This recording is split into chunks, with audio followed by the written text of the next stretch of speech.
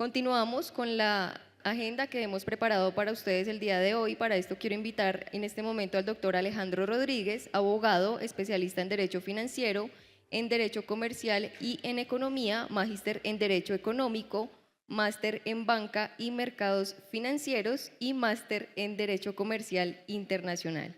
Él es vicepresidente del Colegio de Abogados de Derecho Cooperativo y Solidario, miembro del Comité Jurídico de Confecop, profesor de la Pontificia Universidad Javeriana y asesor empresarial cooperativo. Para él, una bienvenida. Muchas gracias. Un cordial y fraterno saludo para todos ustedes. En primer lugar, pues sabiendo la dificultad del horario, pues ofrecemos excusas y propenderé por hacer esta presentación lo más rápida y amena posible, y en ese sentido buscando más que desarrollar los temas, planteando reflexiones que como sector deberíamos empezar a realizar, y por supuesto haciendo un llamado conjunto para que con las autoridades de regulación y de supervisión podamos asumir y enfrentar de manera adecuada los desafíos que tiene el mercado financiero en general, en el que participamos, por supuesto, las cooperativas. Una aclaración preliminar de todas las cosas que voy a mencionar, algunas que, como en alguna ocasión me dijeron en uno de estos eventos, pueden ser una blasfemia. La responsabilidad es únicamente mía. Por favor, no vayan a considerar que es responsabilidad de FECOLFIN. Y bueno, arrancando brevemente una hoja de ruta, vamos a hacer referencia en primer lugar al concepto de cooperativismo de mercado, para poder entender cuál es el contexto del que nos vamos, o sobre el que nos vamos a referir el día de hoy, y tomando como puntos álgidos importantes para el sector cooperativo con actividad financiera, vamos a hablar de dos aspectos en particular. En primer lugar, el capital, y en segundo lugar, la cooperación entre cooperativas. Por supuesto que pensando en los ajustes legislativos y más allá de los legislativos, los normativos, pudiéramos desarrollar una agenda mucho más extensa, pero nos vamos a centrar en estos dos elementos considerando que son de cardinal importancia para nuestro sector. Y en primer lugar, hablando del contexto, rápidamente, pues las cooperativas tradicionalmente nos hemos considerado como una alternativa al mercado, una alternativa al capitalismo, donde pues prácticamente nos vemos únicamente nosotros. La propuesta del concepto de cooperativismo de mercado es trascender de ese concepto a entender que participamos en un mercado. En el caso colombiano, una economía social de mercado, donde, como ha dicho la Corte Constitucional, pues está el brazo invisible del mercado, parafraseando a Adam Smith, y el brazo visible del Estado.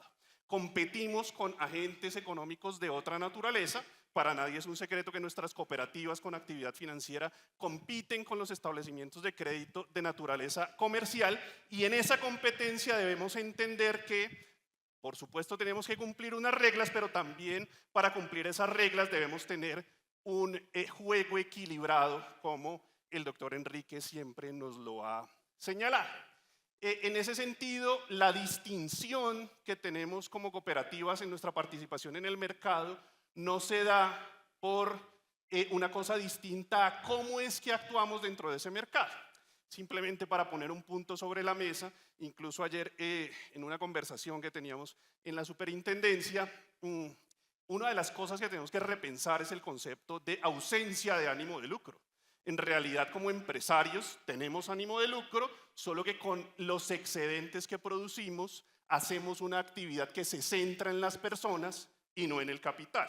Es decir, tenemos un ánimo de lucro de carácter social, de carácter solidario, y no un ánimo de lucro de carácter individualista.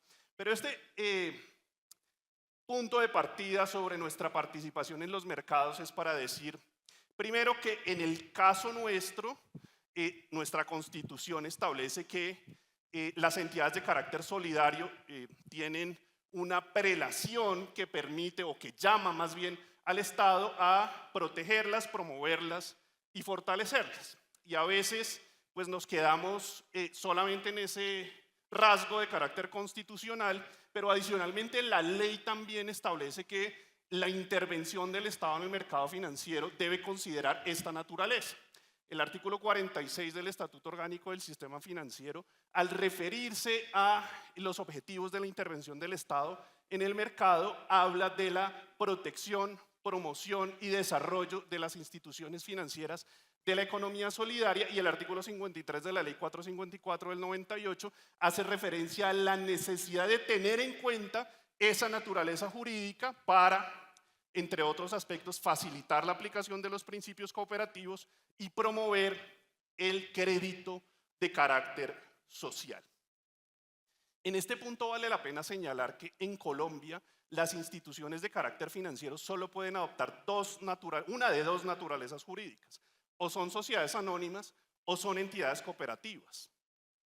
Por supuesto, la mayor participación está en las sociedades anónimas, pero también somos un actor importante dentro del mercado financiero. Y somos tan importantes pues que miren ustedes que estamos aquí reunidos mirando, entre otros aspectos, las perspectivas de nuestra participación en este mercado y llamando la atención para desarrollar de una mejor manera esa actividad que ejecutamos en beneficio de nuestros asociados. ¿Y qué tenemos que tener en cuenta igualmente? Que la Ley 79 del 88 se expidió en un contexto distinto hace casi 36 años y la Ley 454 del 98 hace 26 años, pero como respuesta a una crisis financiera, a tal punto que si bien la Ley 454 del 98 hace referencia a aspectos de otra índole como la economía solidaria en general, pues ustedes advierten que se enfoca principalmente dando esa respuesta a la crisis financiera en la actividad financiera del cooperativismo.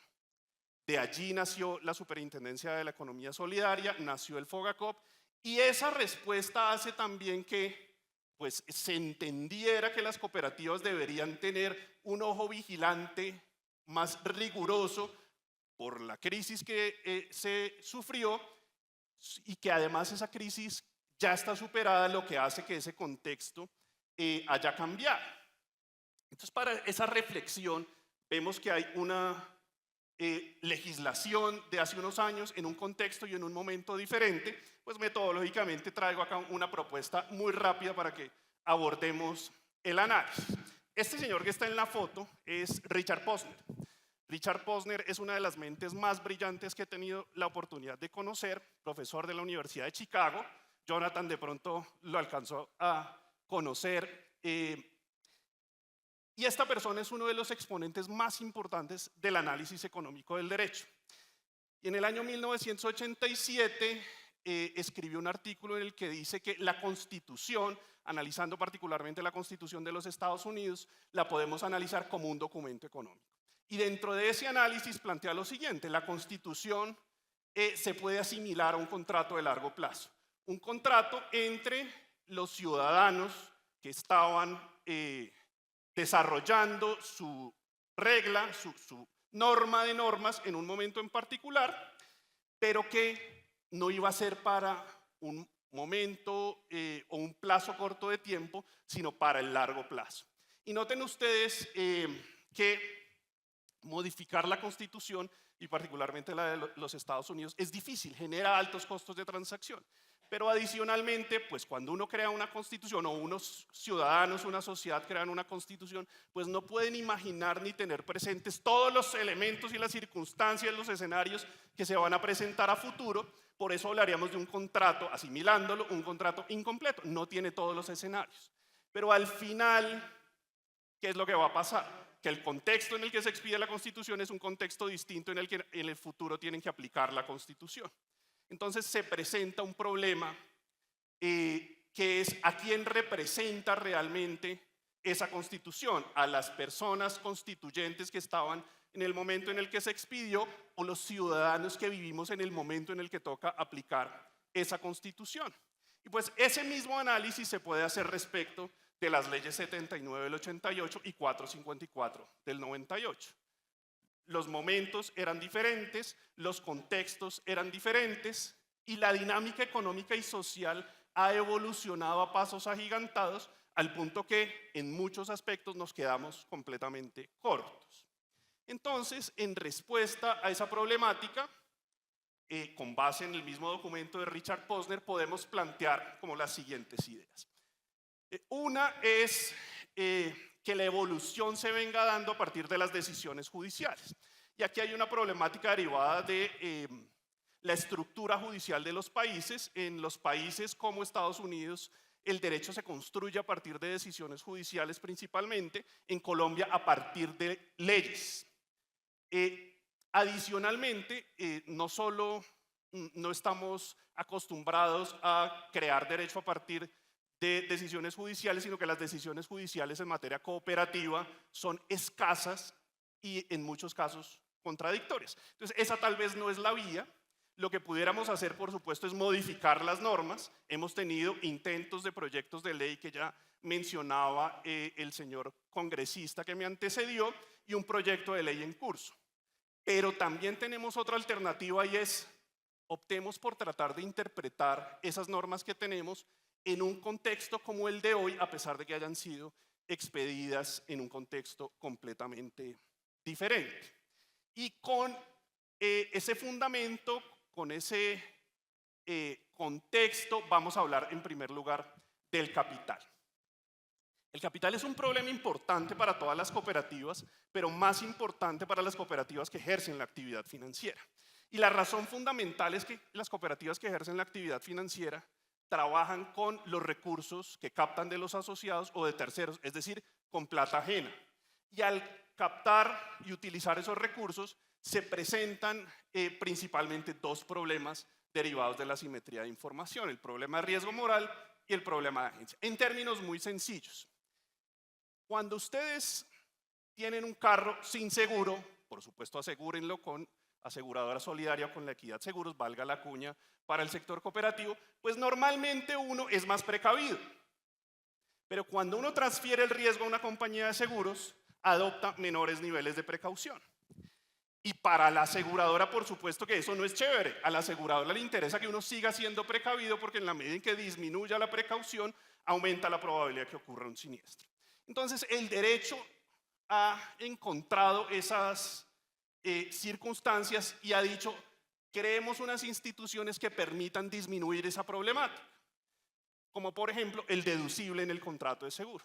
El deducible en el contrato de seguro lo que hace es que uno no transfiera totalmente el riesgo a la compañía de seguros, que retenga una parte del riesgo y como consecuencia de eso adopte unos niveles de precaución.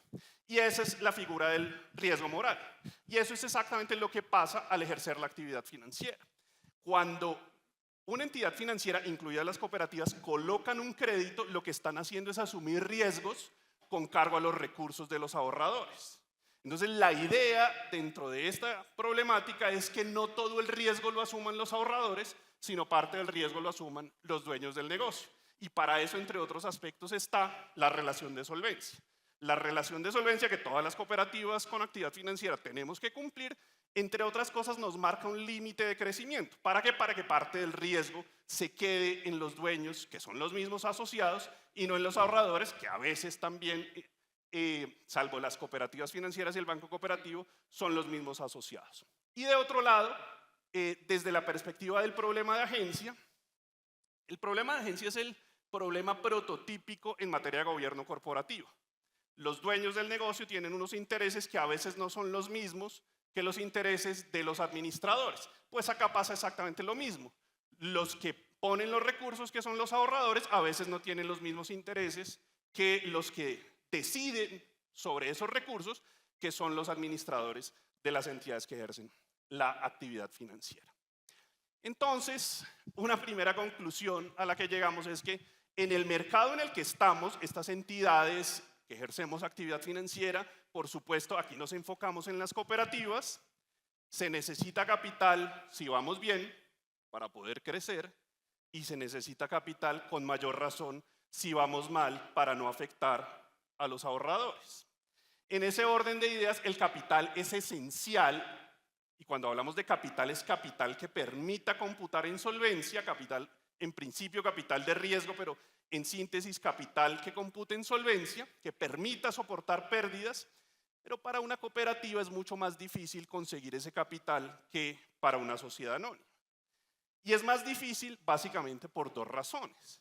La primera razón es que si partimos de una decisión de cualquier agente económico, un administrador de una cooperativa o un asociado de una cooperativa, pues la regla de un asociado un voto, que es especial en nuestro sector, no va a permitir capturar, representar la mayor asunción de riesgo.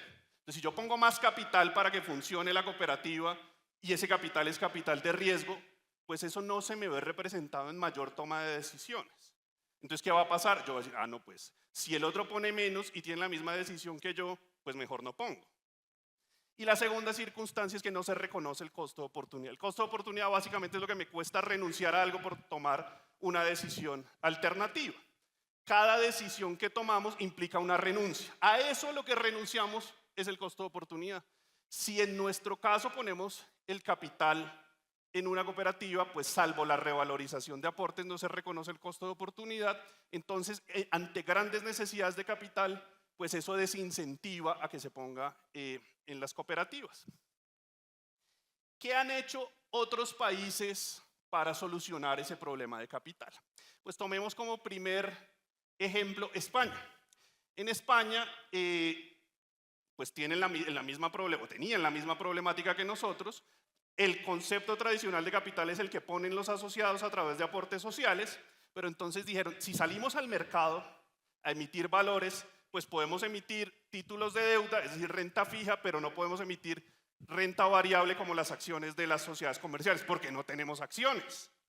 Entonces, ante la necesidad de contar con capital y ante la imposibilidad de emitir acciones, se inventaron, bueno, no se inventaron, en realidad eso ya existía, adoptaron una figura que es la de las participaciones especiales o participaciones preferentes, que son un modelo híbrido que, como lo establece aquí la Ley de Cooperativas Española, bueno, en España hay un régimen especial de distribución de competencias entre el Estado español y las comunidades autónomas, tomamos como punto de partida la Ley General, hay unos mecanismos que puede emitir la cooperativa que pueden generar inversiones no solo de los asociados, sino de terceros y que con el cumplimiento de algunos requisitos se convierten en capital. Computan como capital y sirven para efectos de solvencia. Y uno podría decir, bueno, pero de pronto los españoles son muy creativos, con eso lo que hacen es hacer una mixtura entre la necesidad de la inversión en capital de riesgo y el no interés en que terceros ajenos a la cooperativa tomen decisiones por la gestión democrática de los asociados. Pero lo mismo existe en Francia, lo mismo existe en Italia, con algunas variantes y algunas características especiales.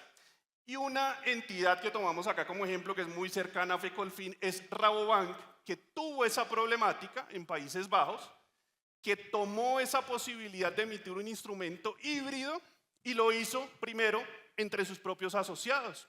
En 2000, 2001, 2002 y 2005 emitió estos instrumentos híbridos a 150.000 asociados y luego en 2013 permitió que terceros no asociados compraran esas inversiones.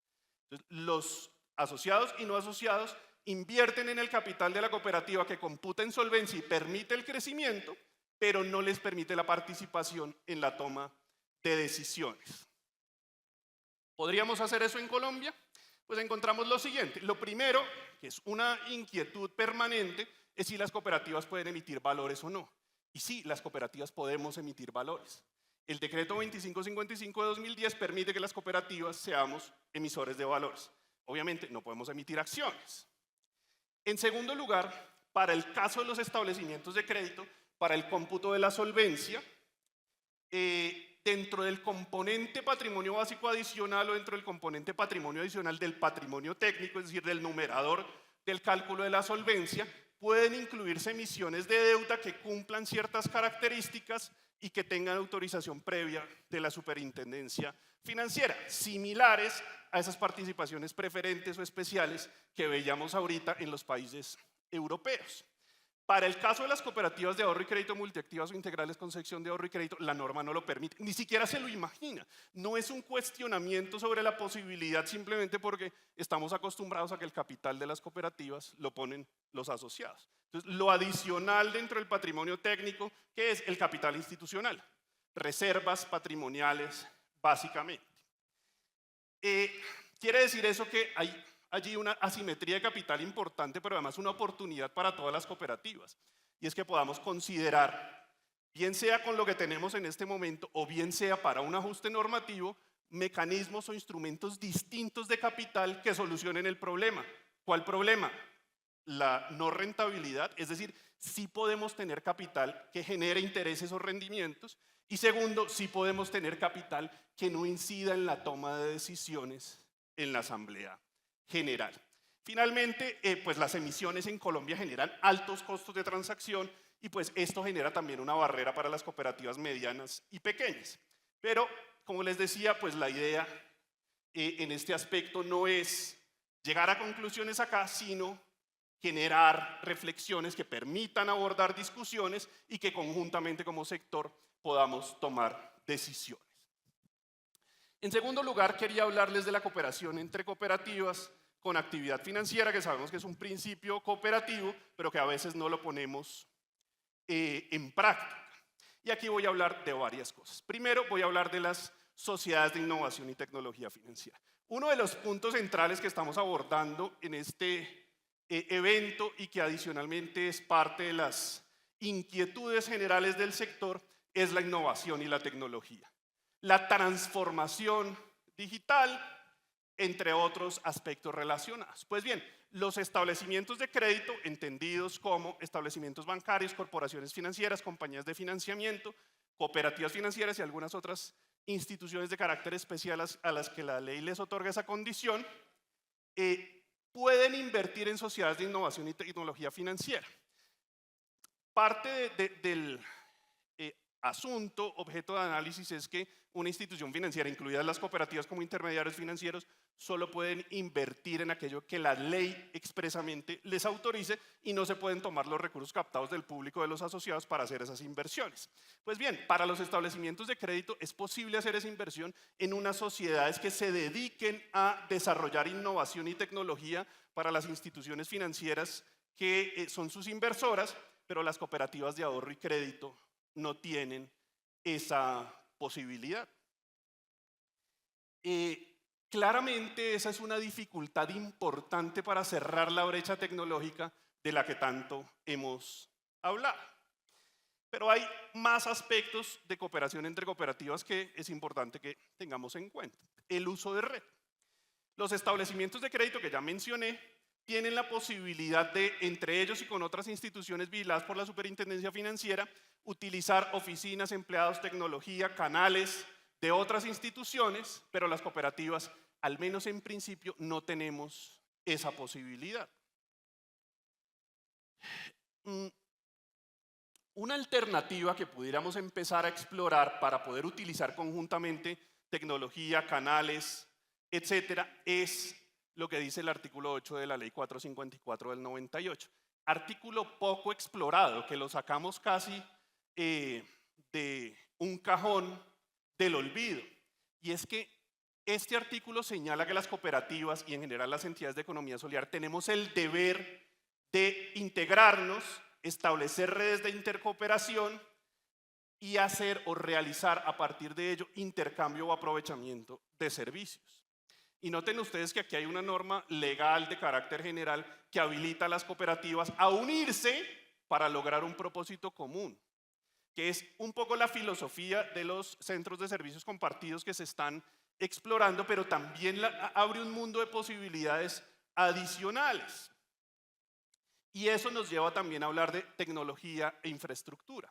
Los establecimientos de crédito pueden vender, comercializar a terceros la tecnología y la infraestructura con la que presten sus servicios. Para las cooperativas de ahorro y crédito multiactivas e integrales con sección de ahorro y crédito, esa posibilidad no está en forma expresa.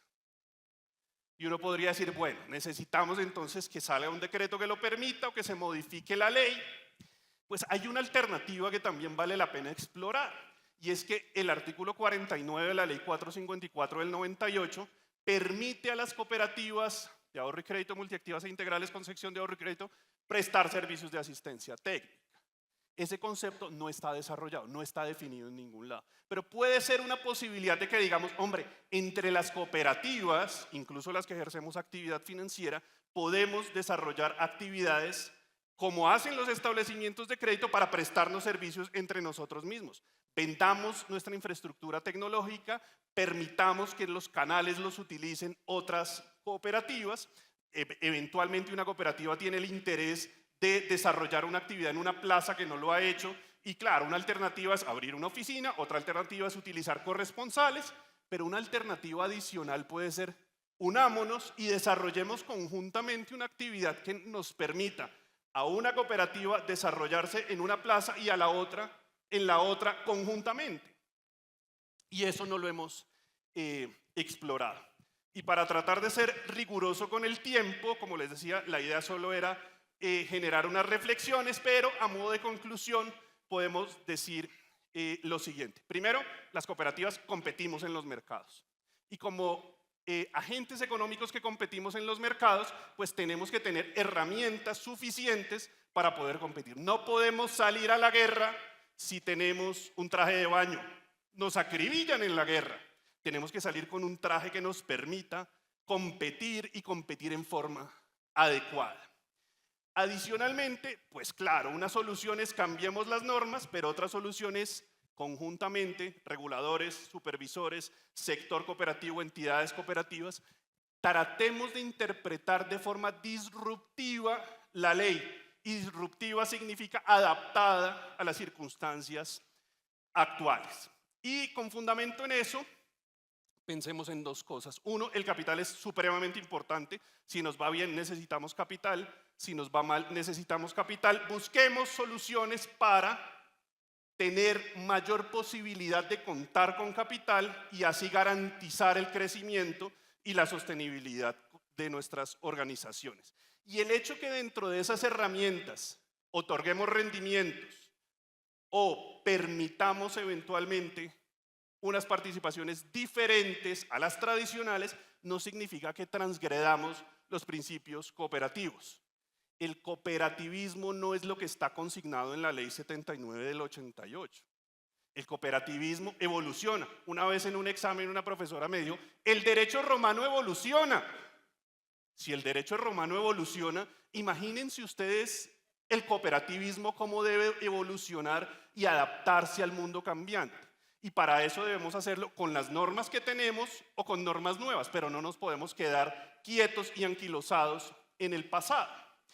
Y una de las soluciones para lograr eso es materializar en sentido práctico el principio de cooperación entre cooperativas. Cooperación entre cooperativas es realmente lograr eficiencias, realmente lograr economías de escala, economías de alcance y permitir mejorar la prestación de los servicios a nuestros asociados y garantizar la sostenibilidad de nuestras organizaciones. Y creo que me quedaron faltando 3 minutos, muy rápidamente, eso quería compartirles el día de hoy. Muchas gracias a todos y un feliz almuerzo.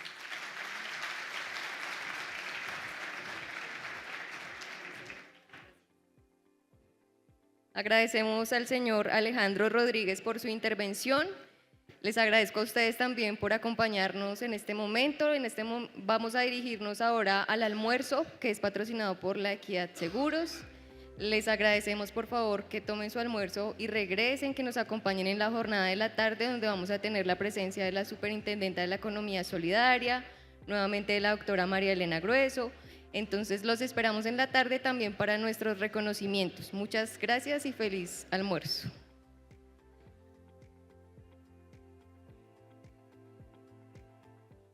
En un país lleno de oportunidades, hay una fuerza que protege cada paso hacia el futuro. Somos más que una aseguradora. Somos aliados del progreso y el bienestar de Colombia. Con innovación, responsabilidad y compromiso, trabajamos por un país más seguro para todos. Juntos, construimos una Colombia más fuerte, más próspera, una Colombia más segura.